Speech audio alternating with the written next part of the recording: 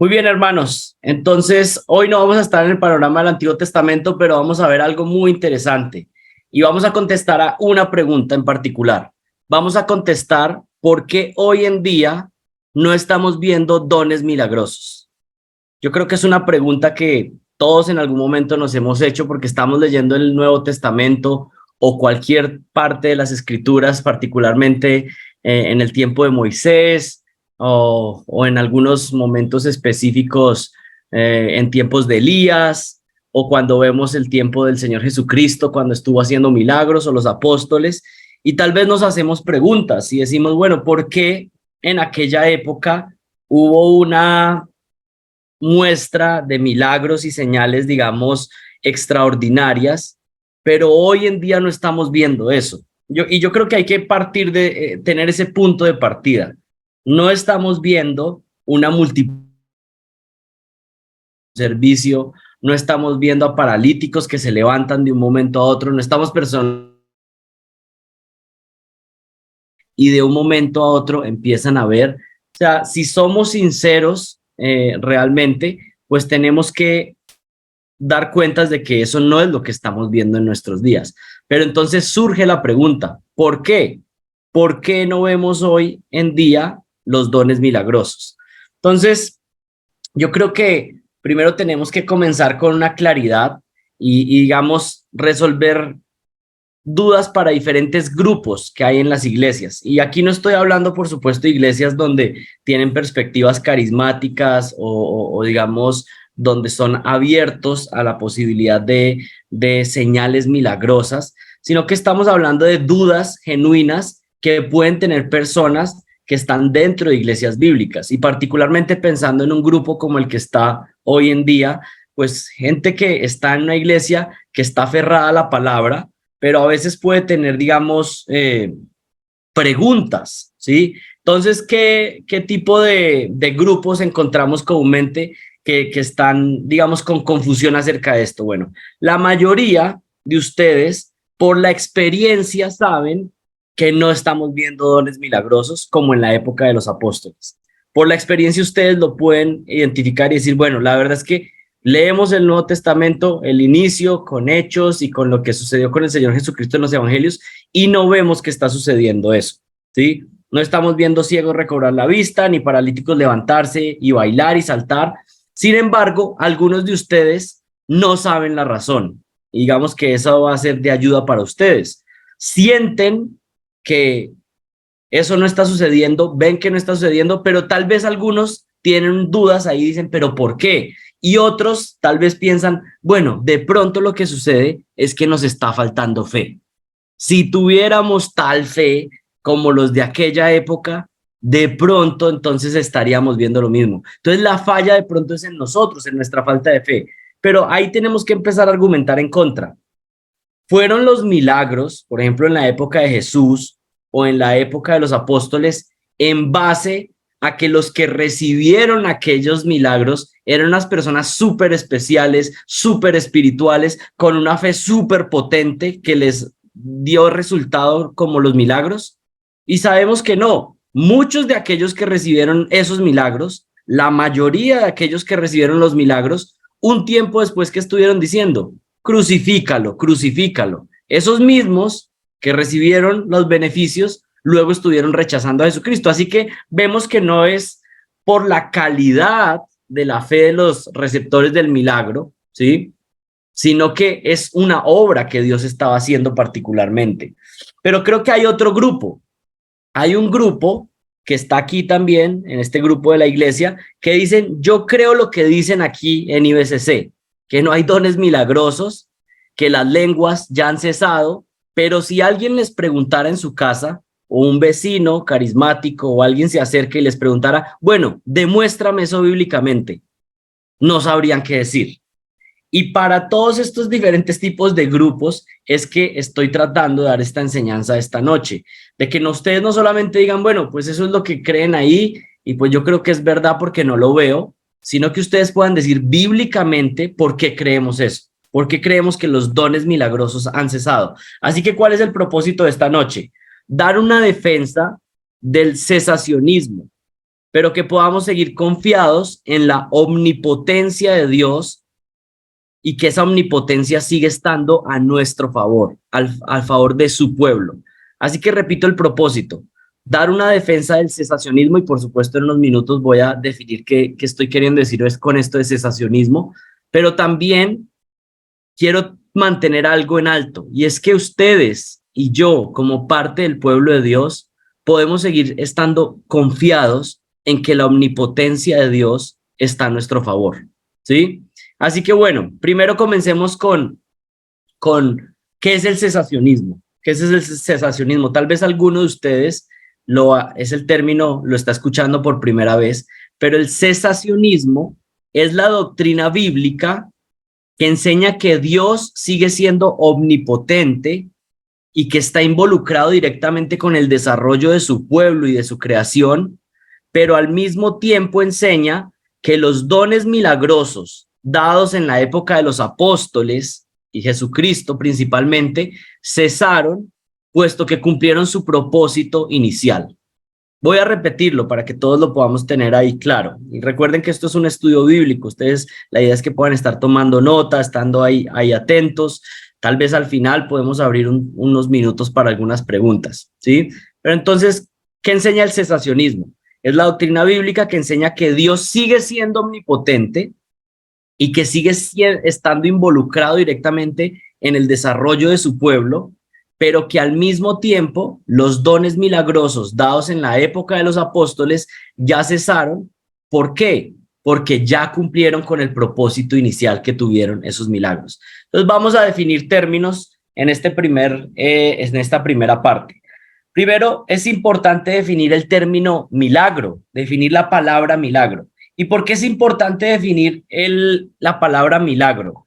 Porque miren, comúnmente somos muy ligeros en definir la palabra milagro más bien utilizamos la palabra de una manera incorrecta. ¿Por qué? Porque somos ligeros en la manera en que usamos los términos. Pero eso lo que genera es un desorden teológico completo. Y lo que ha sucedido con la palabra milagro es que hemos reducido la palabra y eso trae confusión. Empleamos la palabra milagro para expresar algo que nos sorprende o porque tenemos un deseo genuino de adorar a Dios por algo que sucedió en nuestra vida. Pasa algo sorprendente para nosotros, algo donde vimos la mano de Dios obrar y entonces un término de elogio a Dios lo utilizamos diciendo, esto es un milagro, ¿sí? Tuve la oportunidad de pagar esta cuenta o esta deuda, pues eso fue un milagro, eso fue un milagro y utilizamos el término de esa manera. Comúnmente se utiliza no de manera, digamos, con una motivación negativa, pero sí se está utilizando el término de manera equivocada. Pero miren, hermanos, si nosotros nos hacemos llamar bíblicos y cristianos que siguen las escrituras, nosotros tenemos que comenzar a ser bíblicos también en nuestra forma de hablar, ¿sí? Aquí les voy a poner un ejemplo. Que usted llegue temprano al estudio bíblico y al compañerismo el domingo, por ejemplo, que usted llegue a las 9 de la mañana, para algunos eso parece que es un milagro, ¿sí? Y de pronto usted le dice al otro, qué milagro, que llegue a tiempo, ¿sí? O de pronto un hermano le dice, uy, este hermano llegó a tiempo, qué milagro. Pues que eso parezca un milagro, que usted haya llegado a tiempo a una cita o a tiempo, digamos, a algo particular, aunque parezca un milagro, eso no es un milagro.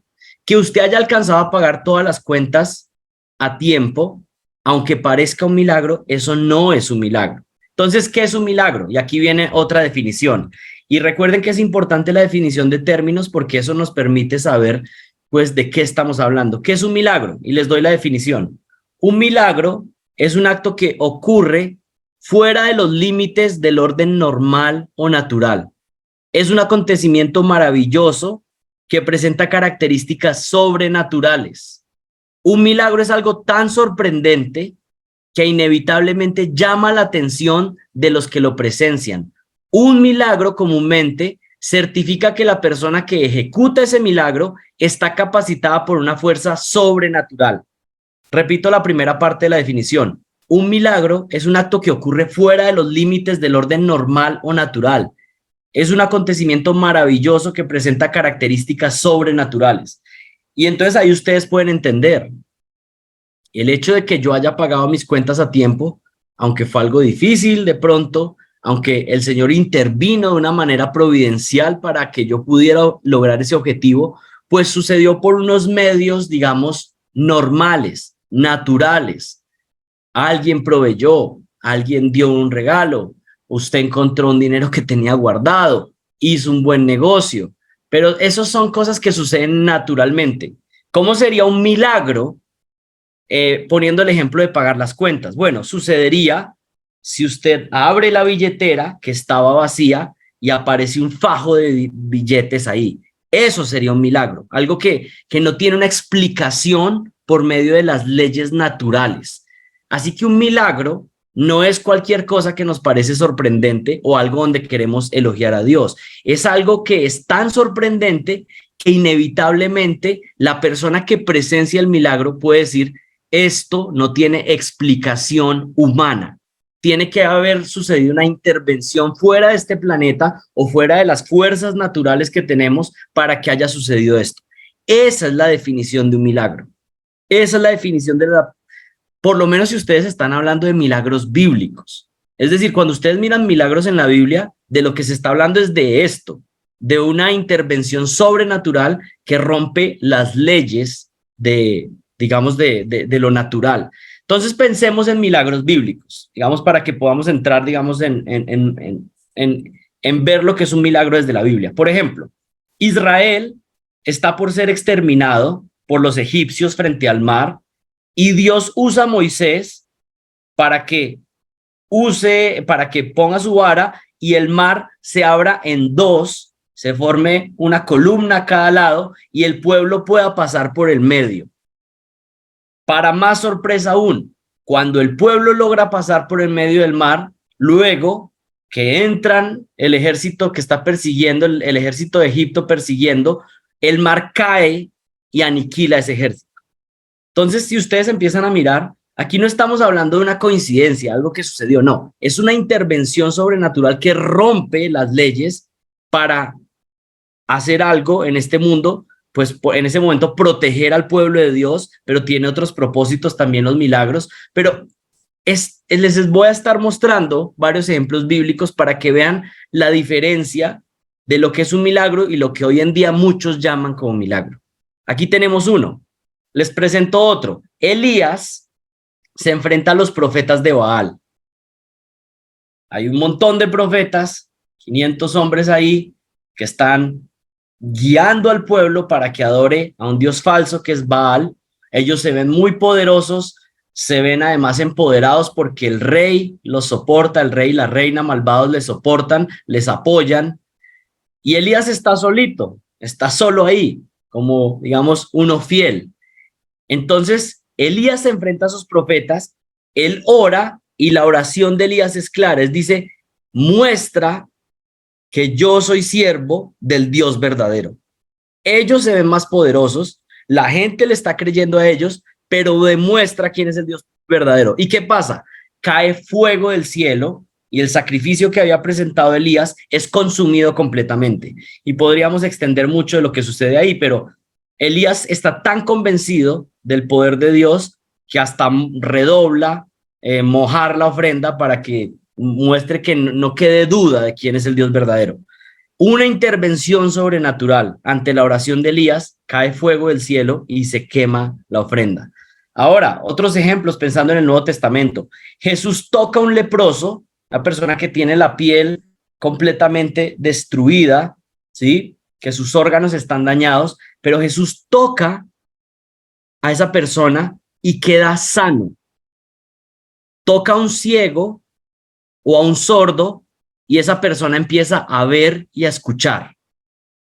Jesús levanta a un paralítico y pensemos en esto. Es un paralítico, es una persona que no ha caminado toda su vida, que sus músculos deben estar atrofiados y no estarían listos para levantarse y sostener el cuerpo, pero aún no solamente piensen en la parte física, piensen en la parte cognitiva, en la parte mental. Es una persona que no sabe caminar, es una persona que nunca ha caminado y Jesús lo toma y lo levanta, y el paralítico posiblemente, seguramente lo que pasa es que aún sus músculos se empiezan a restaurar, a formar para tener la capacidad de estar en pie. Pero no solo eso, el Señor sobrenaturalmente, milagrosamente, produce toda la capacidad en la mente de ese paralítico para que sepa cómo caminar correctamente. ¿Por qué estoy haciendo tanto énfasis en aclarar cada elemento? Porque eso es un milagro. Eso es un milagro bíblicamente. Es algo que no tiene otra explicación. Miren, ese es el punto de que sea un milagro, que es inexplicable humanamente. Si tiene explicación humana, entonces por definición no es milagro. Ese es el punto de que sea un milagro. Otro ejemplo, Pedro pasa por un lugar y la sombra de Pedro, cuando cubre a un enfermo, el enfermo queda sano completamente. Miren, hermanos, ¿de qué estamos hablando aquí? Estamos hablando de milagros bíblicos.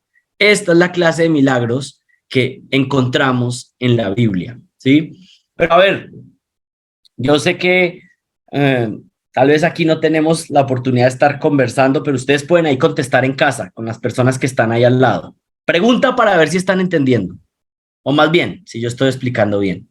Pregunta, ¿que David matara a Goliat con su honda y una piedra fue un milagro? Tienen ahí unos segundos de reflexión en casa. ¿Que David matara a Goliat con una honda fue un milagro? El que está solo, pues le toca ahí como conversar consigo mismo y reflexionar. Respuesta, no, eso no es un milagro. Eso no es un milagro.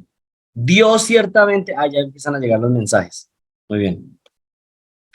Dios ciertamente respaldó poderosamente a David aquel día, pero allí, ¿qué usó Dios para respaldar a David? ¿O cómo cumplió el propósito Dios, el propósito que tenía? Usó medios comunes y corrientes, pero no sobrenaturales. Y aquí venimos a conocer un nuevo concepto que vamos a introducir hoy, que ustedes conocen, pero que lo vamos a introducir, digamos, de manera más extensa el día de hoy. Fue la potencia de Dios por medio de la providencia la que obró aquel día. Dios usó en su providencia la experiencia de David como pastor de ovejas para que de esa manera Dios derrotara a un gigante. Dios sigue siendo glorificado con la muerte de Goliat, pero este es un hecho de la providencia de Dios, que es muy potente la providencia de Dios. Aún, ahorita que la estudiemos un poco, vamos a ver que la providencia de Dios aún es más sorprendente que los milagros, pero este es un hecho de la providencia y no un milagro, ¿sí? La providencia no es menos poderosa que los milagros de Dios. Y como les dije hace unos momentos, me atrevería a decir que desde nuestra perspectiva es aún más sorprendente ver la omnipotencia de Dios revelada en su providencia que en los mismos milagros. Así que definamos qué es la providencia de Dios. Y hoy estamos definiendo muchos términos. Pero ¿qué es la providencia? Providencia, miren, la providencia es la capacidad de Dios de cumplir los propósitos que Él ha predestinado desde antes de la fundación del mundo para que todo funcione tal cual Él lo ha determinado, bendiciendo a su pueblo y cumpliendo con sus planes. Os repito, es la capacidad de Dios de cumplir los propósitos que ha predestinado desde antes de la fundación del mundo para que todo funcione tal cual Él lo ha determinado, bendiciendo a su pueblo y cumpliendo sus planes. Términos sencillos. Dios ha determinado un plan para esta humanidad, que incluye, por supuesto, a su pueblo principalmente, pero Él ha determinado lo que sucede. Pero miren, lo tremendo de la providencia es que Dios tiene un poder tan absoluto que Él está cruzando miles de historias, miles de vidas al mismo tiempo, miles de situaciones que están pasando y nada se está saliendo de su control providencial. Miren, la providencia de Dios es una de las cosas más hermosas y que nos llevan a adoración de nuestro Dios. Porque cuando uno empieza a entender que hay un Dios que gobierna todo y que nada se sale de su control, sino que Él tiene detalle en cada cosa, que con la persona que usted se casó, nació justo en el lugar adecuado y que luego se movió a esa ciudad o la familia se movió y luego usted lo conoció a través de otra persona.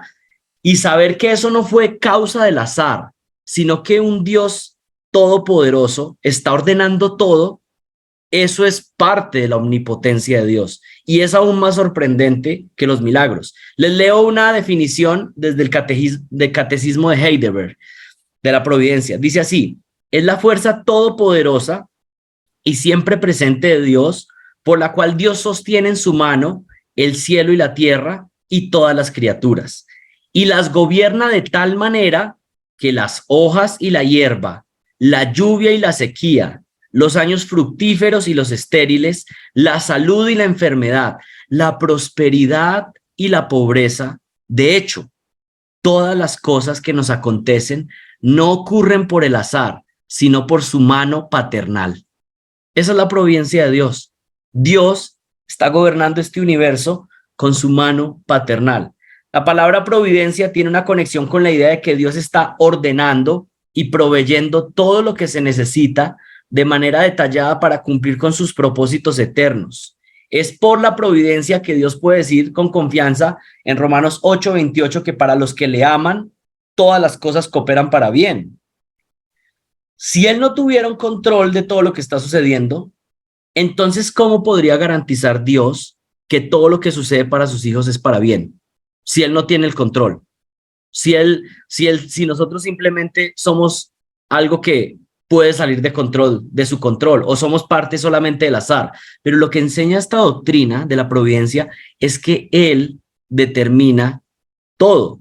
Y esto es hermoso porque eso nos da confianza como sus hijos, de que todo lo que pasa en nuestra vida es para nuestro bien, aún los momentos que vemos como difíciles, los momentos que vemos como sufrimiento. Él dice que para los que le aman, todas las cosas cooperan para bien. ¿Por qué? ¿Cómo él puede asegurar eso? Porque Dios está al control, ordenando cada detalle. Y por un minuto yo les animo a que mediten. Ya les puse algunos ejemplos hace un momento, pero mediten por un momento. ¿De qué padres nació usted? ¿Y quién determinó eso? ¿En qué ciudad? ¿Qué fue lo que Dios tuvo que mover? Y empiece a meditar un poco ahí de las cosas que han pasado en su vida en los años pasados. ¿Qué movió Dios o cómo Él alineó todo para que usted llegara hasta el lugar donde está en este momento y no en otro lugar? ¿Con quién se casó usted? O también otro punto, ¿con quién no se casó? Que se pudo haber casado de pronto, pero ¿con quién no se casó?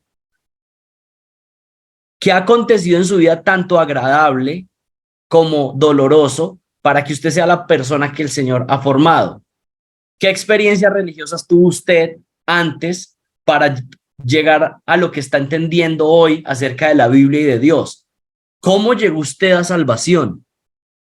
Y cuando usted empieza a reflexionar todo esto, se empieza a dar cuenta que esto no fue causa del azar, que no fue usted un suertudo para lo que está sucediendo con su vida espiritual el día de hoy. No, Dios está ordenando cada detalle, cada momento. Y aun cuando usted tal vez estuvo en una época donde estaba lejos de Dios, ¿saben qué? Dios sí sabía lo que estaba pasando y él sabía dónde iba a estar y él sabía dónde va a estar usted el día de hoy y él estaba cumpliendo su plan a cabalidad. ¿Y saben qué? La providencia de Dios, lo que dice entonces es que nosotros no somos el resultado del azar, sino de un Dios omnipotente que está controlando hasta el más pequeño detalle de nuestra vida. Si usted es hijo de Dios, con más ánimo puede estar seguro de que la omnipotencia de Dios ha estado obrando y seguirá obrando en su vida para fortalecer su alma y favorecer su alma realmente. Miren, esto se puede probar de múltiples maneras, pero les pido que vayan ahí con sus Biblias a Génesis 50. Busquen ahí en sus Biblias Génesis 50.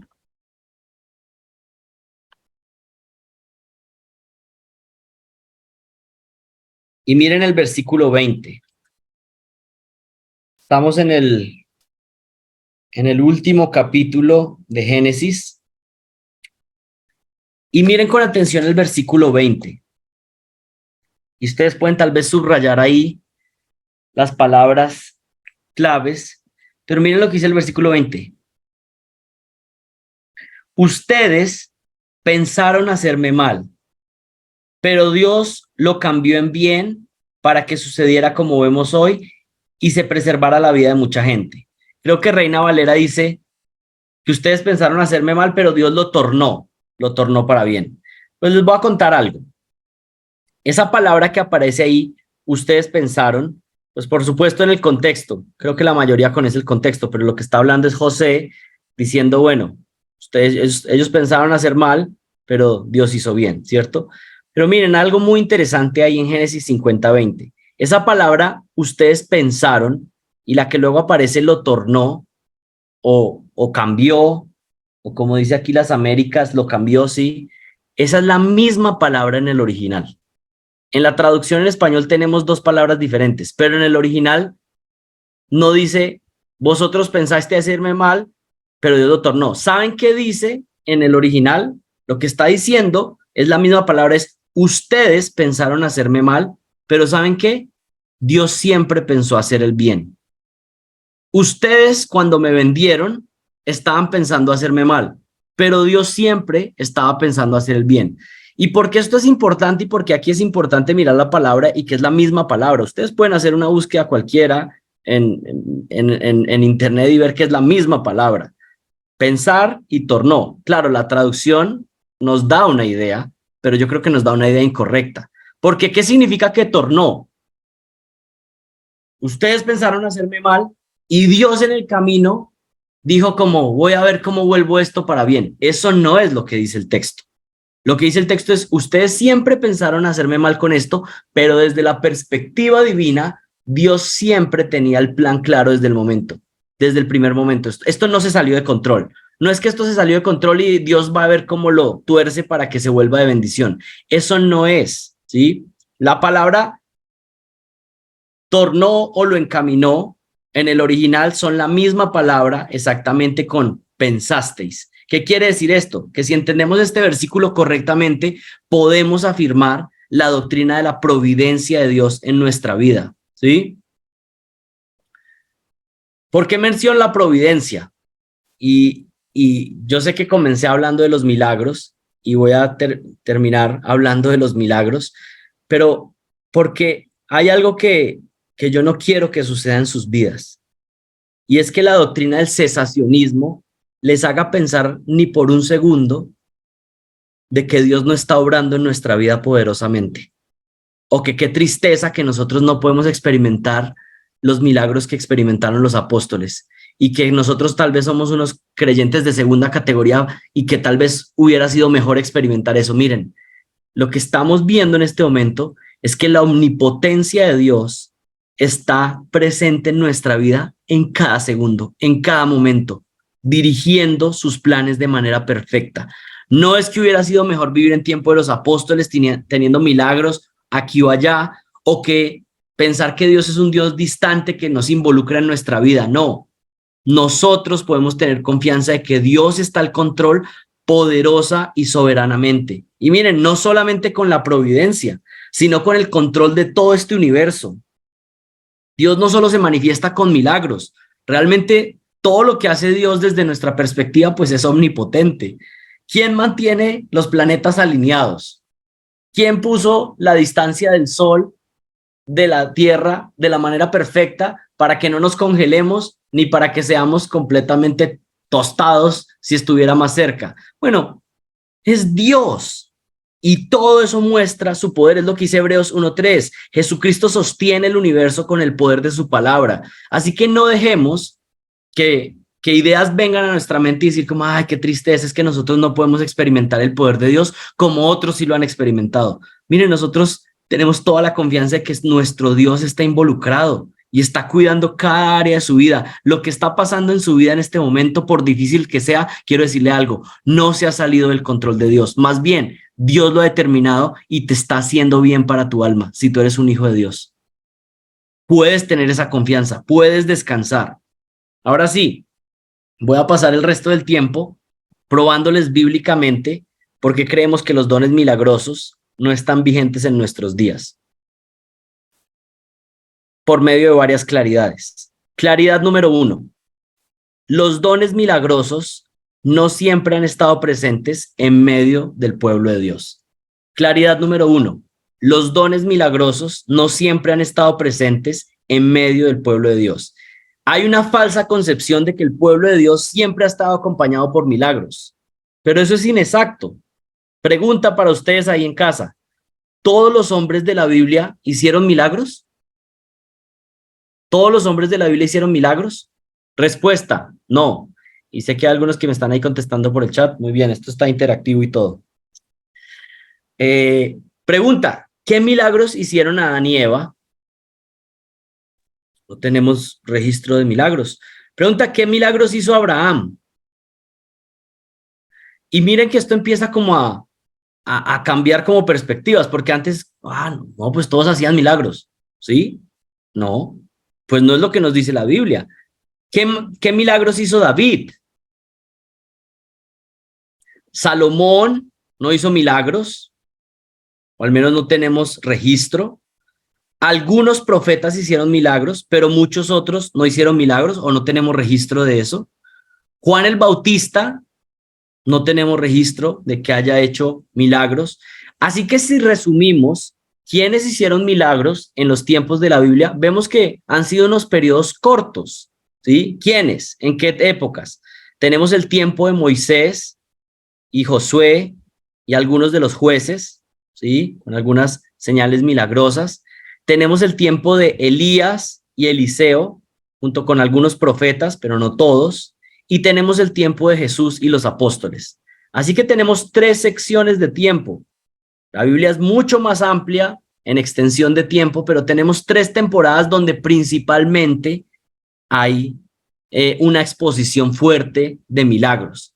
Miren, aún yo me voy a atrever a decir algo y voy a tratar de explicárselos. Yo creo que cuando el Señor Jesucristo hizo los milagros y los apóstoles estaban estableciendo la iglesia al inicio, hubo una manifestación fuerte de milagros y ya vamos a ver la razón de por qué. Pero yo creo que aún hay ciertas evidencias bíblicas de que aún en tiempo de los apóstoles empezaron a menguar las señales milagrosas. Aún cuando los apóstoles todavía estaban vivos, esas señales milagrosas empezaron a menguar poco a poco. Y algunos dicen, bueno, ¿por qué dices eso? Bueno, acompáñenme a Hechos 19:11. Hechos 19:11. Hechos 19:11 dice así: y hacía Dios milagros. Y miren la clave. ¿Quién hacía los milagros? Es Dios. Hacía Dios milagros extraordinarios por mano de Pablo, el medio que utilizaba era Pablo, de tal manera que aún se llevaban a los enfermos los paños o delantales de su cuerpo y las enfermedades se iban de ellos y los espíritus malos salían. ¿Qué es lo que está diciendo Hechos 19:11? Aquí tenemos otro nivel de milagros, ¿no? Estos eran milagros tan potentes y la capacidad y dones de milagro que le había dado Dios a Pablo era tan grande que no solamente los tenía que tocar, no solamente era con la sombra, sino que llegó a un punto donde se llevaban pañuelitos de Pablo o pedazos de la ropa de Pablo, se las llevaban a otro lugar y cuando esos pañuelos tocaban a la persona que estaba enferma, era sanado, ¿sí? Esto es lo que tenemos aquí en Hechos 19. Pero ahora les pido que me acompañen a 1 de Timoteo, capítulo 5, versículo 23. Miren lo que dice. Aquí está Pablo también, que en una época sanaba personas simplemente que se llevaran un pañuelo o un trapito de Pablo, un delantal de Pablo, y se sanaba a la gente milagrosamente. Pero miren lo que está pasando en 1 de Timoteo 5:23. Al parecer, pues un tiempo más adelante en su ministerio, digamos que llegando al final. 1 de Timoteo 5:23 le está diciendo Pablo a uno de sus discípulos clave, Timoteo, y miren lo que le dice: te encargo desde el versículo 21 leamos, para tener un poco de contexto. Te encargo solemnemente en la presencia de Dios y de Cristo Jesús y de sus ángeles escogidos, que conserves estos principios sin prejuicios, no haciendo nada con espíritu de parcialidad, no impongas la mano sobre nadie con ligereza, compartiendo así la responsabilidad por los pecados de otros. Guárdate libre de pecado. Pero en el versículo 23 le va a dar un consejo personal a Timoteo. Y miren lo que le dice: ya no bebas agua sola, sino usa un poco de vino por causa de tu estómago y de tus frecuentes enfermedades. Y pues sabemos que cómo recibió Timoteo este mensaje, pues por medio de una carta. ahí es donde empiezan las preguntas. Bueno, ¿y por qué no le mandó un trapito? ¿O por qué no le mandó un pañuelo para que su discípulo Timoteo fuera sano? Así como en el pasado, pues había tenido un don de sanidad. Y que miren que es muy interesante, lean con atención los milagros que ejecutaban Jesús y los apóstoles y saben, hay un énfasis donde se dice que cuando ellos iban a sanar en una zona, sanaban a todos. O sea, el nivel de efectividad de los milagros de los apóstoles y de Jesús era de 100%. Sanaban a todos los enfermos que estaban presentes, ¿sí? Y aquí lo que tenemos es que parece que al final de la época de los apóstoles, cuando están llegando al final de su ministerio, estos dones ya habían empezado a menguar y a cesar. Y aquí tenemos, esto no es concluyente, por supuesto, pero por lo menos nos parece extraño que Pablo, sabiendo que su discípulo amado está enfermo del estómago, no haga un milagro de sanidad sobre él, o al menos le mande un pañuelo para que intentar por lo menos ver si se sana. Por el contrario, ¿qué está haciendo Pablo? Le está dando un consejo personal diciéndole, mira, ¿sabes qué? Es mejor que tomes un poco de vino, posiblemente porque la condición del agua no era potable, y le dice, mira, seguramente si tomas vino por la fermentación del vino, eso va a poder actuar como un desinfectante para tu estómago. ¿Qué es esto? Confía en la providencia de Dios. Toma un poco de vino porque eso va a ser bien. Y confiamos que Dios te cuide, te sane, te sostenga. Pero vamos a usar medios naturales. Ya no hay más trapitos. Ya parece que iban menguando los dones milagrosos aún en el tiempo de los apóstoles. Y esto es importante, porque miren que estamos hablando de en la misma época de los apóstoles ya estaba menguando. ¿Qué le está diciendo Pablo? Confía en la providencia de Dios. Confía en la providencia de Dios. Los milagros tuvieron un papel protagónico los primeros años de ministerio con la finalidad de ¿qué? Certificar que los apóstoles no eran unos charlatanes que se estaban inventando una religión, una nueva religión o una secta judía. A medida que pasa el tiempo, la necesidad de milagros para certificar que los apóstoles pues son enviados de Dios, enviados directos de Jesucristo, pues va dejando de ser necesario. Al principio era necesario certificar que ellos eran enviados de Dios y para eso se les estaban dando los milagros. Pero una vez que esa certificación deja de ser necesaria, pues los milagros dejan de efectuarse, porque los milagros tienen un propósito. Principalmente era ¿qué? Certificar que ellos venían de parte de Dios. Lo voy a poner en términos sencillos. Se paran un grupo de pescadores ahí a decir, miren, ¿sabe qué? Ya no hay que seguir adorando aquí en el templo y ahora ustedes tienen que empezar a adorar a través de la adoración de corazón verdadera a este judío que colgaron en una cruz, que era hijo de un carpintero y que todos rechazaron. Y se paran enfrente de todo el sistema judío y van a propagar eso por todo el mundo conocido, por toda Europa. Es que ustedes tienen que creer en un señor que crucificaron allá y se murió y resucitó al tercer día. Pues alguno, por la obra de que el Señor está haciendo, pues puede creer por el testimonio directo de esos testigos. Pero para poner las bases de testificación de que estos eran testigos reales, de que estos eran testigos heraldos de parte de Dios, lo que Dios utiliza es que estos hombres dicen eso, que se arrepientan y crean en Jesucristo, pero luego ejecutan milagros portentosos y poderosos. Entonces la gente puede hacer la identificación y decir, solo alguien que está capacitado desde afuera, con milagros tan impresionantes como los que estamos viendo, solo alguien que es capacitado allá, entonces ese mensaje que está dando es real, porque viene del Dios que lo está capacitando, ¿sí? El punto es que Dios lo que está haciendo es certificar a sus mensajeros, certificar su mensaje. Y la manera de certificar el mensaje de que ellos no eran unos charlatanes fue a través de milagros que Dios hacía a través de ellos. Tenía un propósito.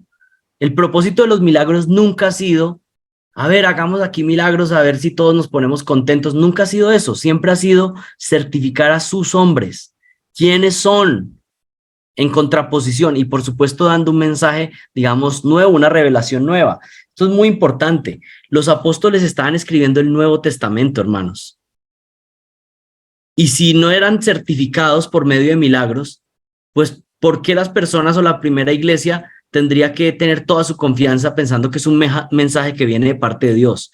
Así que el Señor empieza a certificarlos que lo que están diciendo, que lo que están escribiendo es de parte de Dios. ¿Y cómo lo certifica? A través de milagros. Miren, tampoco vemos mucha presencia de milagros o referencia a milagros en las cartas del Nuevo Testamento. Si ustedes ven, encontramos más esto en los evangelios y en Hechos, pero luego cuando ya encontramos en las cartas, pues no encontramos mucho en las cartas paulinas o en las cartas generales. Digamos que no encontramos un recuento de jornadas de milagros, o no se habla de Pablo decir como, miren, los voy a visitar y alístense porque vamos para una noche de milagros. Pues o sea, eso no es lo que aparece en las cartas que tenemos en el Nuevo Testamento.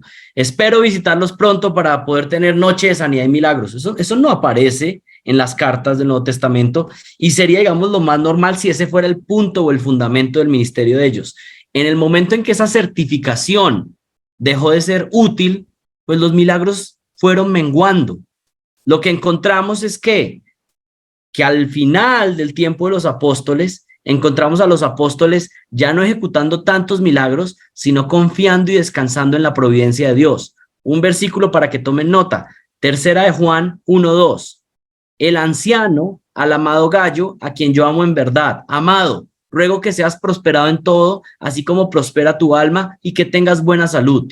Un deseo de el apóstol para uno de sus discípulos, hablándole de, mira, lo que deseo es que el Señor en su providencia, en su gracia, no solo prospere tu alma, sino que también te dé buena salud. Entonces, aquí una claridad antes de continuar. ¿Podemos orar por los enfermos? ¿O debemos orar por los enfermos?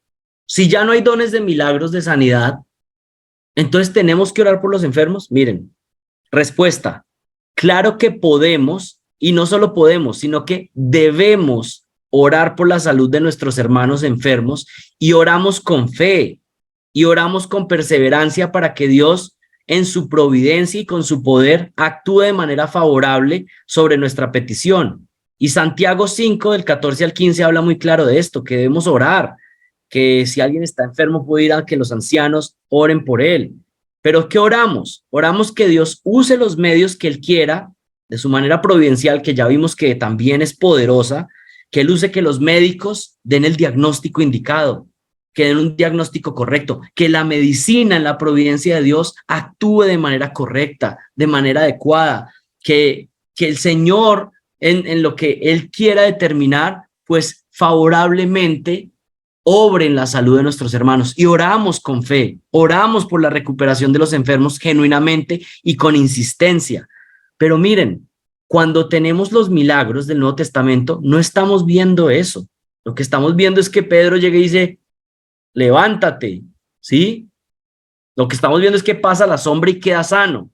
Pero ahora lo que tenemos es que claro que podemos y debemos orar, pero no estamos experimentando lo que experimentaban los apóstoles con dones milagrosos, que eran al 100% de efectividad. Ahora que descansamos en que el Señor hará lo que es correcto y oramos diciendo, Señor, tú puedes hacer lo que tú quieras, tú eres poderoso, tú eres omnipotente. Padre, ten misericordia de mi hermano que está sufriendo, que le está doliendo su cuerpo. Nos dolemos, oramos, Señor, pero tú sabes lo que es bueno, tú sabes lo que es adecuado y venimos con humildad orando, ¿sí? Y cuando tenemos un hermano enfermo o cuando tenemos una persona que está enferma y es incrédulo, lo principalmente que oramos es, Señor, ¿sabes qué? Si es tu voluntad, sánale, pero principalmente usa esto. Si es incrédulo, ayúdalo a que este dolor le permita ver que necesita un Salvador. Por favor, obra en él. Y si es un hermano nuestro, que oramos, Padre, que esta prueba él la pueda pasar bien, dando un testimonio de Jesucristo, con gozo aún en medio de la prueba. Y si es tu voluntad, sánalo. Pero Señor, ¿sabes qué? Lo más importante es que sabemos que tú estás obrando todo para el bien en la vida de nuestro hermano. Miren, esa es la oración de un creyente del Nuevo Testamento cuando está orando por sus hermanos enfermos. Miren, Dios no está maniatado, Él es poderoso y Él puede hacer lo que quiera. pero estamos descansando en su providencia. Y ya hemos hecho una diferencia, ¿no? Entre lo que son milagros verdaderos. Ahora, claridad número dos. Claridad número dos. El propósito de los milagros generalmente ha sido certificar a los que estaban dando una nueva revelación de parte de Dios. Claridad número dos. El propósito de los milagros generalmente ha sido certificar a los que estaban dando una nueva revelación de parte de Dios. Ya definimos hace unos minutos qué significa milagro, pero ahora es pertinente entender el propósito. Ya definimos, y yo creo que todos ustedes tienen una idea de qué es un milagro. Ahora, ¿cuál es el propósito de los milagros? Miren, Dios comúnmente ha usado los milagros en épocas específicas de la humanidad para certificar que ciertos hombres eran enviados suyos de manera especial y que el mensaje que estaban dando era un mensaje directamente de parte de Dios. Ejemplo, Moisés para liberar a Israel de Egipto. Y si quieren acompañarme en Éxodo capítulo 4, Éxodo 4, o tomar nota ahí para que luego lo puedan revisar con calma, pero les leo. Dice, Moisés respondió y dijo, si no me creen ni escuchan mi voz, porque quizá digan, ¿no se te ha parecido el Señor? Y el Señor le dijo, ¿qué es eso que tienes ahí en la mano? Y él respondió, una vara. Entonces él le dijo, échala en tierra. Y él la echó en tierra y se convirtió en una serpiente. Y Moisés huyó de ella. Pero el Señor dijo a Moisés, extiende tu mano y agárrala por la cola. Y él extendió la mano y la agarró, y se volvió una vara en su mano. Por esto creerán que se te ha aparecido el Señor, el Dios de tus padres, el Dios de Abraham, el Dios de Isaac y el Dios de Jacob. Y añadió el Señor, ahora mete la mano en tu seno. Y él metió la mano en su seno, y cuando la sacó, he aquí que su mano estaba leprosa, blanca como la nieve. Entonces él le dijo, vuelve y mete la mano en tu seno. Y él volvió a meter la mano en su seno, y cuando la sacó de su seno, he aquí que la había vuelto como el resto de su carne. Y presten mucha atención, Éxodo 4, el versículo 7, el versículo 8.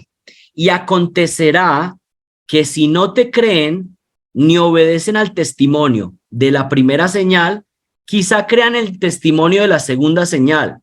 Y sucederá que si todavía no creen en estas dos señales, ni escuchan tu voz, entonces sacarás agua del Nilo y la derramarás sobre tierra seca, y el agua que saques del Nilo se convertirá en sangre sobre la tierra seca. ¿Cuál es el punto? ¿Qué es lo que le está diciendo Dios a Moisés? Entiendo, Moisés, que si llegas por tu propia cuenta a anunciar mi mensaje, nadie te creerá. Así que yo debo llamar la atención del pueblo para que vean que tu mensaje no es un mensaje tuyo, sino que es el mensaje de Dios y que por eso vas a hacer milagros. Los milagros eran la señal de que Dios lo había enviado, de que su mensaje y su propósito no eran ideas de él, sino que eran ¿qué? Una tarea que le había encomendado Dios. ¿Y cómo lo respalda Dios? A través de milagros. Así que, ¿cuál es el propósito de los milagros? Validar al hombre de Dios para certificar que es realmente un enviado de Dios. Moisés no solo estaba guiando a Israel, sino que además sería el autor del Pentateuco, para lo cual Dios debía certificar que lo que Moisés decía era inspirado por Dios, la ley de Dios. ¿Quién escribió el relato de Adán y Eva? Moisés. ¿Y Moisés estaba ahí? ¿Estaba ahí cuando el Señor creó a Adán y Eva? No.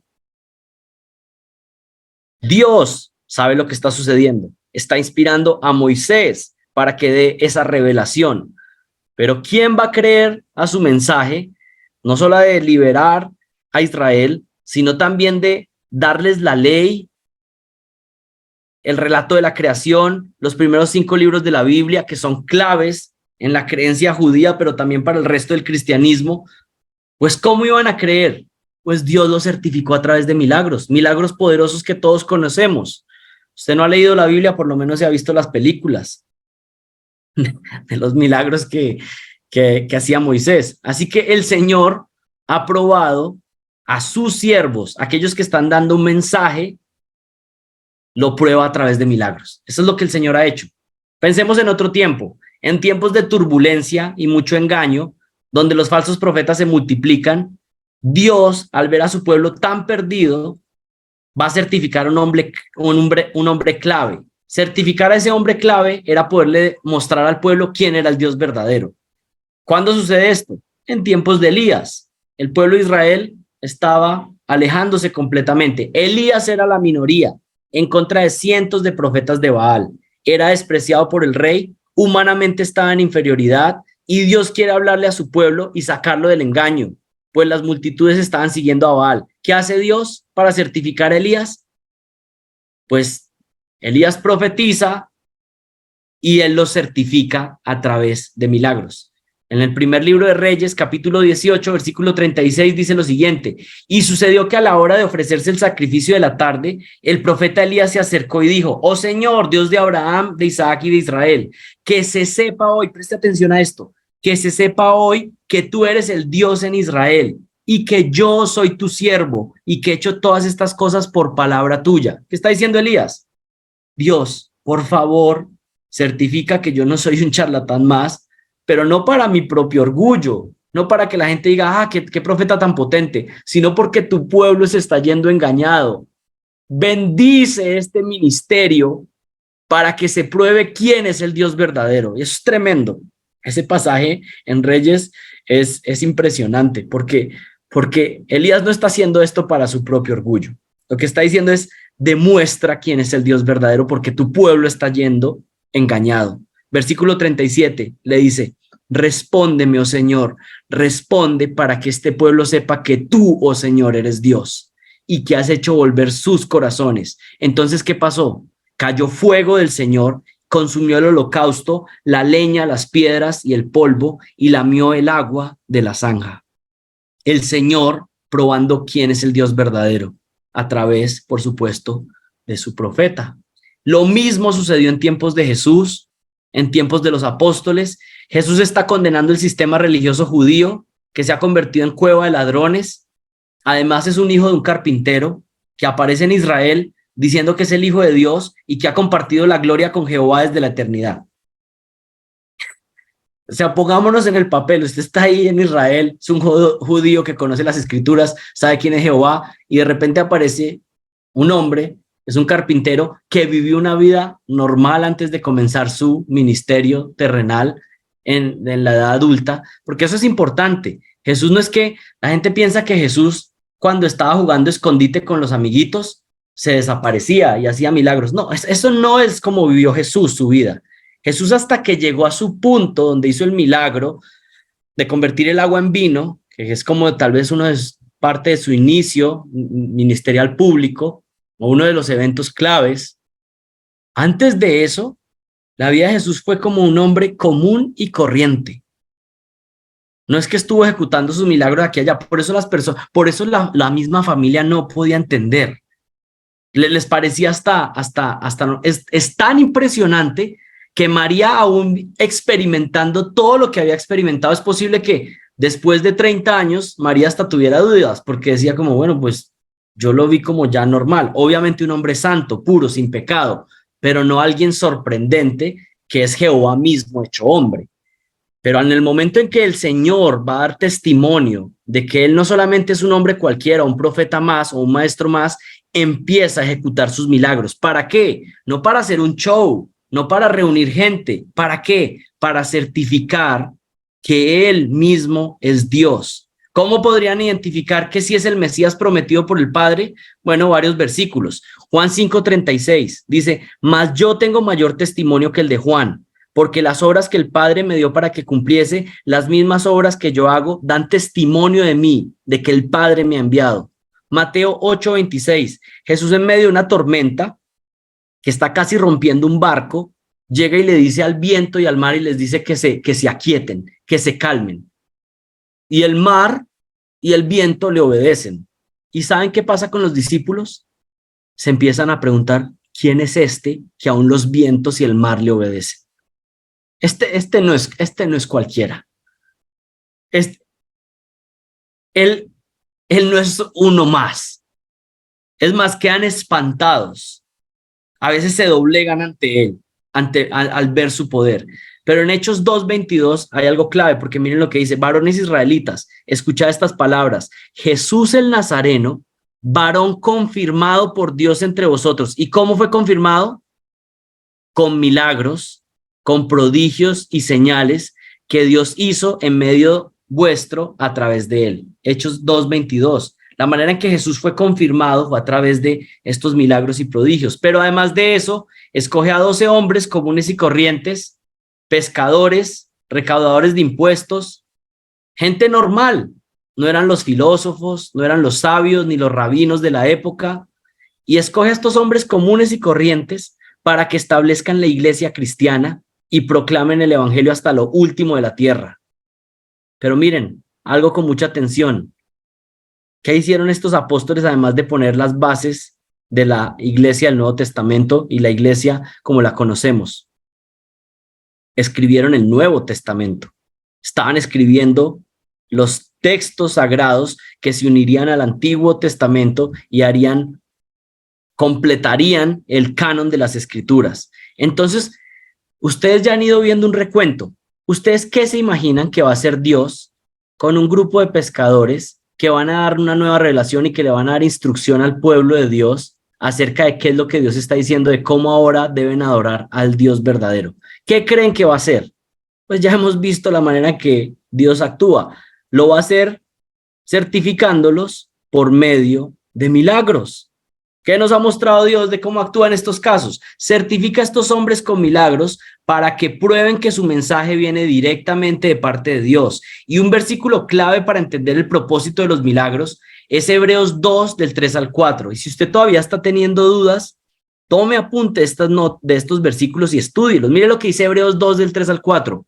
¿Cómo escaparemos nosotros si descuidamos una salvación tan grande, la cual, habiendo sido anunciada primeramente por el Señor, luego nos fue confirmada por los que oyeron? ¿Quiénes fueron los que oyeron? Pues los discípulos, los que estuvieron cerca, los que lo presenciaron. Y miren el versículo 4 en Hebreos 2.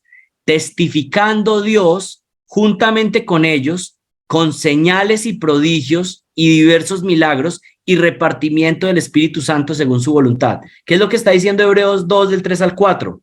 Que Él nos ha dado la explicación de esta salvación tan grande, este conocimiento del evangelio, pero lo hizo a través de los que habían oído, y Dios testificó juntamente con ellos. ¿Cómo? Dándoles señales, prodigios y diversos milagros. Este versículo es clave, porque lo que está haciendo es que está diciendo, esos que dieron esa primera revelación tuvieron una certificación diferente. Es decir, si todo el mundo hace milagros durante los 2000 años de iglesia que llevamos, pues qué diferencia habría con los que nos dieron la escritura inicialmente, los que escribieron el Nuevo Testamento.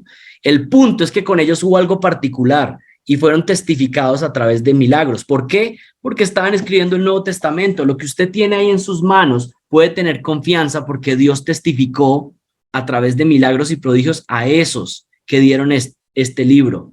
Esto le debe dar ánimo y fortaleza de que no fueron unos hombres que pararon ahí a escribir lo que se les ocurría. No, esto es palabra de Dios, inspirada por Dios, escrita por hombres, sí, pero por hombres que estaba testificando Dios juntamente con ellos, como dice Hebreos 2:4. Ya estamos por aterrizar, no el barco, porque los barcos no aterrizan, sino el avión. Vamos a ir aterrizando, ¿sí? Pero les pido que puedan prestar atención a estos últimos minutos para que podamos tener, digamos, toda la información, al menos lo que podamos cubrir en esta noche. Tenemos que Moisés, Elías, Eliseo, Jesús y los apóstoles dieron un mensaje que Dios consideró que necesitaba ser certificado por medio de milagros y prodigios. Un mensaje en una época tan clave que Dios dijo, necesito certificar a estos siervos míos para que crean a su mensaje, para que sea certificado. Aún esos milagros que hicieron en aquella época, pues para nosotros cuentan como un testimonio de que quiénes fueron los que escribieron. Dios los estaba certificando. Los apóstoles fueron los últimos, dando la nueva revelación hasta que la Biblia fuera completada y se estableciera la doctrina de la iglesia. Dios establece la sana doctrina para su iglesia y los apóstoles son el fundamento doctrinal. Eso lo enfatiza Efesios 2:20. La nueva revelación para su pueblo, y con ese propósito los dota con milagros para certificarlos, legitimarlos, autenticarlos. Pregunta, ¿qué necesidad hay entonces de milagros hoy? Otra pregunta, ¿queremos milagros? ¿Nos gustaría sanar el cáncer de nuestros familiares con un trapito que cada uno tuviera? ¿Nos gustaría que si estamos llegando tarde a una cita, usted hiciera así y se abriera la calle con los carros y usted pasara por en medio para usted llegar a tiempo a una cita o para llegar a tiempo al aeropuerto por un vuelo que va a salir? Pues tal vez eso nos gustaría, eso nos gustaría. Pero hermanos, el punto focal de los milagros nunca ha sido ese, que usted pueda satisfacer un deseo que usted quiere. El propósito de los milagros siempre ha sido refrendar a aquellos que estaban dando una nueva revelación de parte de Dios. Y ya que el canon está cerrado, ya que la revelación que necesitamos en este momento está completa, el propósito ya fue cumplido. Entonces los milagros dejan de ser útiles y cesaron. Realmente es una bendición que esto haya sucedido, porque si estuviera ahí gente haciendo milagros aquí y allá, pues más oportunidad para más charlatanes. Y puedo comentar un poco acerca de los milagros que vemos hoy en día en unos momentos, pero realmente miren, lo que tenemos es lo que el Señor ha considerado que es bueno y nos ha dado su palabra y es suficiente. ¿Saben por qué para muchos es difícil de aceptar esto? Porque han formado su teología desde el deseo, pero han formado esto solamente de lo que quisieran hacer. O tal vez fue lo que aprendieron en el mundo carismático, pero no han hecho su teología en base a lo que la Biblia revela claramente. ¿Y también por qué? Pues porque no están siendo claros en cuanto a la experiencia real. Hermanos, finalmente quisiera terminar con la tercera claridad, y es que el supuesto don de milagros que vemos hoy en día no tiene nada que ver con la clase de milagros que hay en la Biblia, ¿sí? Esto creo que lo he probado, pero quisiera terminar con algunas claridades puntuales. La tercera claridad es que el supuesto don de milagros que vemos hoy en día, que en muchos lugares se narra, no tiene nada que ver con la clase de milagros que hay en la Biblia. Bíblicamente creo que tenemos razones para entender por qué no estamos viendo el don de milagros hoy. Ya lo hemos probado. Pero tenemos que ser sinceros que por la experiencia también sabemos que esos milagros no están sucediendo como los milagros de la Biblia. Analicemos los supuestos milagros de hoy en día. Por ejemplo, miremos un primer, digamos, forma de evaluarlo, la calidad de los milagros. Ya vimos que un milagro por definición es algo tan sorprendente que no queda duda de que es una acción sobrenatural.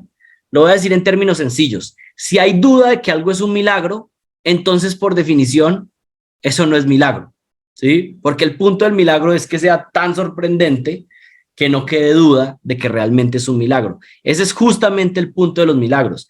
Así que orar en un estadio, diciéndole a las personas que son sanadas de su dolor de cabeza y que las personas se autoconvencen de que se sienten un poquito mejor, eso no es un milagro, ¿sí? No es un milagro desde lo que ya hemos visto en las Escrituras. Ya hemos visto la calidad de los milagros. No es la calidad de milagros que por lo menos hace el Espíritu de Dios. Miren, si ustedes no han visto paralíticos verdaderos levantarse y saltar, si usted no ha visto un ciego que nunca ha podido ver, empezar a ver claramente, si usted no ha visto sordos que puedan empezar a escuchar, entonces seamos claros, usted y yo no hemos visto milagros de la calidad de milagros que aparecen en la Biblia. Y eso tiene sentido. Si todos hiciéramos milagros, ¿qué diferencia entonces tendríamos con los apóstoles, como lo enfatizamos hace un momento? No vemos sanidades como las sanidades que aparecen en la Biblia. Otro punto más, el don de lenguas bíblico es una señal que existía para certificar que aún los gentiles podían ser salvos y recibir el Espíritu Santo. ¿Y qué era el don de lenguas? Pues que personas que nunca habían hablado un idioma empezaban a hablar. Imagínense que estamos en una reunión de IBCC y todos empiezan a hablar en ruso. Y llega un grupo de rusos verdaderos y ven que ustedes y yo, que nunca hemos ni tenido el mínimo acercamiento con Rusia, estamos hablando alabanzas en ruso a nuestro Dios, a Jehová. Pues eso es un milagro, ¿sí? Las lenguas en el Nuevo Testamento eran idiomas. Ustedes pueden ver eso en Hechos, que las otras personas que venían de otros lugares decían, estas personas, ¿cómo saben hablar este idioma? Así que no tiene nada que ver con lo que vemos de lenguas hoy en día, que son realmente balbuceos, donde las personas están empezando ahí a usar palabras extrañas.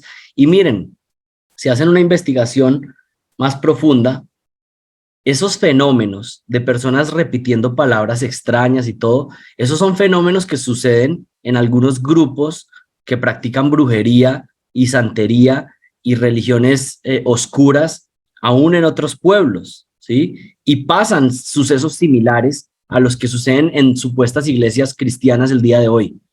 Cosas que suceden en cultos paganos en otros países son cosas muy similares a las que están pasando hoy en día en supuestas iglesias cristianas y evangélicas.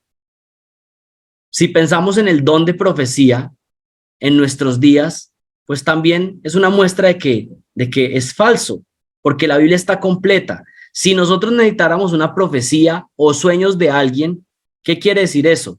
Entonces que no tenemos todo lo que necesitamos en la Biblia, sino que también necesitamos el sueño de la otra señora o del otro señor, o necesitamos la profecía. Pero no, la Biblia está completa. Segunda de Pedro 1, del 3 al 4.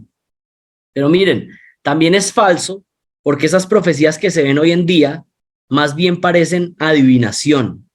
Y aquí quiero ser claro y que ustedes puedan prestar mucha atención. En Colombia hay una secta que está en cada ciudad, en cada pueblito, casi que en cada cuadra, que se llama Iglesia de Dios Ministerial de Jesucristo Internacional. Es una secta y lo que se practica ahí, que le llaman profecía, realmente es lo que la Biblia llama adivinación. Y quiero decir algo, claro que los demonios pueden adivinar cosas.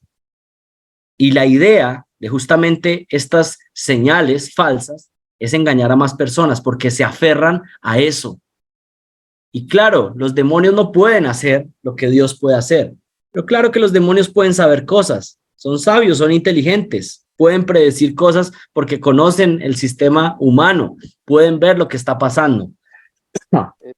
Y sabemos que Satanás y sus demonios pueden llegar a tener ciertas acciones. Ustedes lo recuerdan con Moisés. Recuerdan que Moisés hacía algunas señales y luego llegaban los magos del faraón y hacían también sus propias señales inferiores, pero hacían ciertas cosas para engañar a los suyos. Así que miren, mucho de lo que hoy muchos muestran como supuestas señales omnipotentes, potentes, digamos, y que le hacen que viene de parte de Dios, realmente lo que puede estar sucediendo es que provenga de una fuerza así de afuera, pero una fuerza que es contraria a Dios. Satanás mismo y sus demonios actuando en muchos lugares que no son iglesias, sino que realmente son sinagogas de Satanás.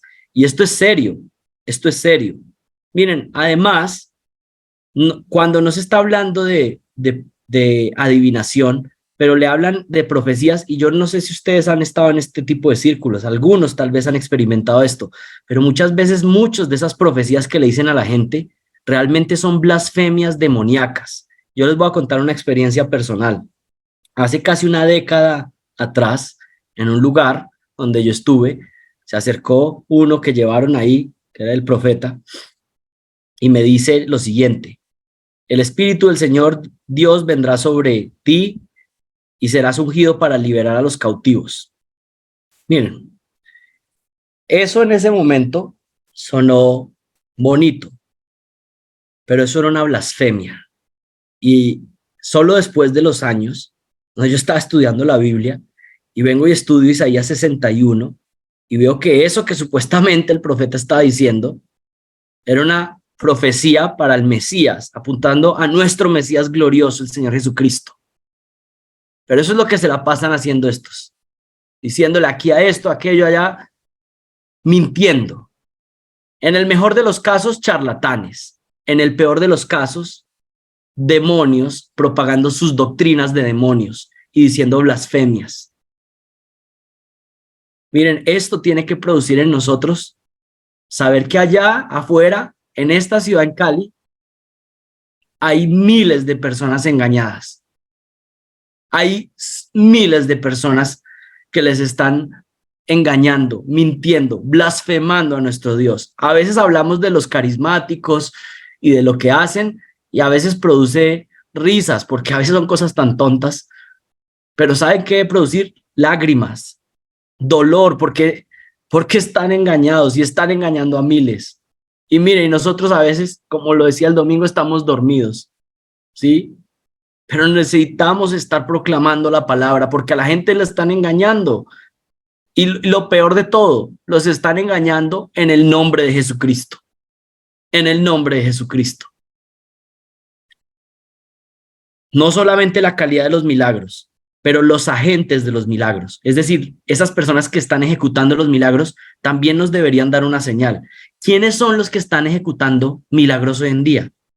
¿Quiénes son? O sea, ¿qué clase de personas son los que están ejecutando los milagros? Mirar quiénes están ejecutando los milagros nos puede dar indicaciones de si esos milagros son genuinos o al menos de si la procedencia de esos milagros es buena o esas señales, digamos, llamémosle. Me explico, si un hombre que dice hacer milagros al mismo tiempo está enseñando doctrinas falsas y erróneas, entonces sabemos que las supuestas señales que hace no están impulsando el evangelio verdadero y más bien están impulsando el error. Puedo poner un ejemplo, Benny Hinn, uno de los que se ufana de tener don de milagros en nuestros días, que muchos de sus supuestos milagros han sido desenmascarados y revelados que son milagros falsos, simplemente son manipulación y sugestión psicológica. Sugestionar a un grupo de personas que están reunidas ahí para que sientan y experimenten cosas. Pero además, este tipo de agentes de milagros son falsos maestros que enseñan doctrinas erróneas. Así que no hay tiempo para analizar todo lo que dicen, pero el punto es que si su carácter es falso, debe darnos una indicación. Por ejemplo, ¿qué dice Benny Hinn? ¿Saben qué dijo Benny Hinn una vez? Dijo, si ustedes quieren que Dios haga algo por ustedes, entonces ustedes deben hacer algo primero por él. Y de pronto ustedes dicen, bueno, yo no tuve que escuchar a Benny Hinn, eso era lo que me enseñaban antes. Si ustedes quieren que Dios haga algo por ustedes, entonces ustedes deben hacer algo por él primero. Decía, si quieres un milagro para tu enfermedad, para tu dolencia, entonces tienes que darle dinero a Dios. ¿No tienes dinero para dar? Entonces no tienes milagro. Darle dinero a Dios es el secreto para desbloquear tus sueños, el secreto para el ascenso laboral, para el crecimiento de tu cuenta bancaria. Así que tenemos a Benny Hinn como un charlatán, experto en manipular a las multitudes, pero además de eso su doctrina es falsa y nos muestra que sus señales no pueden venir de parte de Dios. Y en el caso hipotético que las señales que Hinn hiciera, pues sean señales realmente sobrenaturales, pues entonces creemos que eso tiene que estar empoderado por una procedencia que no es de Dios, sino de los mismos demonios y Satanás. En tiempos de Moisés, como les dije, pues también hubo falsas señales. Necesitamos apartarnos de estos hombres que realmente se caracterizan por inmoralidad sexual, adulterio, trampa en sus finanzas, abandono de sus familias, abuso de las congregaciones. Todas estas son señales de alerta para ver que esos falsos maestros y sus señales son solamente medios de engaño. Y miren, Jesús dijo claramente que se levantarían muchos en su nombre haciendo señales y milagros y supuestamente muchas cosas por la causa de Cristo, pero Jesús dice que apártense de mí, yo jamás los conocí, apártense para ir a la condenación. Mateo 7, del 21 al 23. Hermanos, para concluir, ¿está Dios limitado a usar su omnipotencia? ¿O nosotros como sus hijos no estamos disfrutando entonces de su poder hoy en día? No, respuesta negativa. Él es el Dios que hace lo que le plazca, pero vemos que su omnipotencia principalmente está siendo ejecutada por medio de ¿qué? Sostener este universo y cumplir con sus planes por medio de su providencia. Pues si ustedes me preguntan si Dios está haciendo milagros hoy en día, bueno, creo que es lo que está haciendo en medio nuestro, en nuestra iglesia, dando vida a muertos espirituales, personas que estaban muertos espirituales, y Él está interviniendo de manera sobrenatural y cambiando vidas que estaban muertas y pasándolas a vida eterna, a vida verdadera, a nacer de nuevo. Realmente eso es muestra de la intervención sobrenatural de Dios sobre lo que está muerto realmente. Y el Señor viene y rompe y transforma completamente. Toma un corazón de piedra y lo vuelve de carne. Uno que era ciego espiritual, ahora Él le da ojos para que pueda ver su pecado y pueda ver a Cristo. Al que era sordo y no podía escuchar la palabra de Dios y deleitarse en ella, ahora le da oídos para que disfrute de la palabra de Dios. Y la única forma de que esto suceda es si Dios interviene sobrenaturalmente y da vida. Miren, nuestro Dios es hermoso y omnipotente y ha mostrado su omnipotencia mejor que multiplicando panes y peces. ¿Saben qué? Nos dio un nuevo corazón para que le amáramos. Y eso fue a través de su poder en nosotros, que nos salvó, pecadores que no le buscábamos, pero Él cambió nuestro corazón para que ahora le amemos. Así que, por supuesto que experimentamos el poder de Dios en nuestra vida. Hermanos, oremos. Padre, yo te doy gracias por tu palabra y por la oportunidad de instruir a la iglesia en un tema que no es tan simple, pero que te pido que a través de tu palabra, por lo menos con lo que he explicado, causes inquietud y empezar a estudiar a profundidad esto. Señor, reconocemos que tú eres omnipotente y tú puedes hacer lo que quieras. En ningún momento estamos nosotros pensando que tú estás limitado. Aún, Señor, yo reconozco que en las escrituras, en el tiempo de la tribulación, volverán a haber señales y intervenciones, sobrenaturales sobre este mundo. Los dos testigos tendrán ciertas señales, Señor, y se mostrarán muchas cosas que sucederán. Pero para este tiempo, para la iglesia, tú has dado la revelación que necesitábamos, Señor. La revelación está completa y tenemos todo, y te damos gracias por tu palabra, Señor. Te damos gracias porque podemos seguir orando para que tú intervengas poderosamente, pero también te damos sobre todo gracias por tu providencia, porque el hecho de que hayamos llegado hasta este punto hoy y estemos conociendo lo que conocemos y te estemos conociendo más profundamente a ti y correctamente, es una muestra de tanta gracia, Señor, porque hay tanta gente afuera que no conoce y a ti te plació que nosotros te conociéramos mejor, Señor. Sin ninguna razón. No existe ninguna razón que podamos dar para que tú nos hayas elegido a nosotros para conocerte, para amarte, para servirte. Padre, pero yo creo, no estoy seguro, yo creo que tú tienes mucho pueblo todavía en esta ciudad, Señor. Y yo te suplico, por favor, que nos uses para proclamar tu palabra, para que más personas vengan al arrepentimiento, para que más personas vengan a salvación. Padre, para que más personas puedan salir del error y reconocer realmente al Dios verdadero, al Dios de las Escrituras. Padre, por favor, úsanos, ayúdanos, Señor, porque somos vasos frágiles, porque pecamos, porque no somos mejores que los que no han entendido, Señor. La única explicación, la única diferencia es tu gracia en nosotros. Si no fuera por tu gracia, nosotros seguiríamos en el error también. Pero Padre, te suplicamos que obres en medio nuestro, que nos ayudes para que más personas vengan a Jesucristo. Pido esto en el nombre de nuestro Rey, de nuestro Salvador, nuestro Señor Jesucristo. Amén.